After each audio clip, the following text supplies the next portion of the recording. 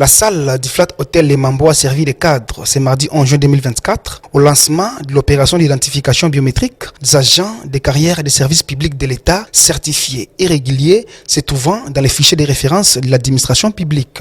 Devant les chefs de division, des bureaux et les administrateurs des territoires de la Tchopo, le patron de l'administration publique provinciale, Simon Simbu, a salué la volonté du VPM de la fonction publique qui tient à la maîtrise des effectifs des agents de la fonction publique et a demandé à ces derniers de faciliter la tâche pour que ces contrôles se passent calmement dans la province de la Tchopo. 9 mois déjà passés, son Excellence Monsieur le Vice-Premier ministre, ministre de la fonction publique, ne cesse de nous soutenir en envoyant des équipes de contrôle biométrique dans la province de la Tchopo, à la personne de Jean-Pierre Liaou.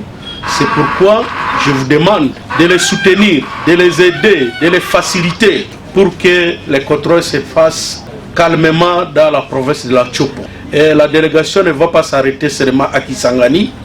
C'est pourquoi je vous demande de ne pas appeler les agents de l'intérieur. Pour sa part, Héritier Kiaka, coordinateur de la dite mission, a signifié que cette opération concerne uniquement les agents de carrière des services publics de l'État certifiés et réguliers possédant les formulaires F01 avec QR code. Les services d'identification biométrique relancés aujourd'hui est essentiel pour sécuriser la carrière des fonctionnaires et pour préserver la paix sociale. L'effectif total des agents concernés par cette vague d'identification dans la province de la Tchopo est de 8494 agents répartis comme suit. Nous avons 3 axes. Il y a le premier axe, c'est l'axe Kisangani-Banalia, avec un effectif de 5920 agents. L'axe Basoko-Yaouma-Isangi, avec 1601 agents. L'axe Bafouassende Opala Ubundu avec 973 agents.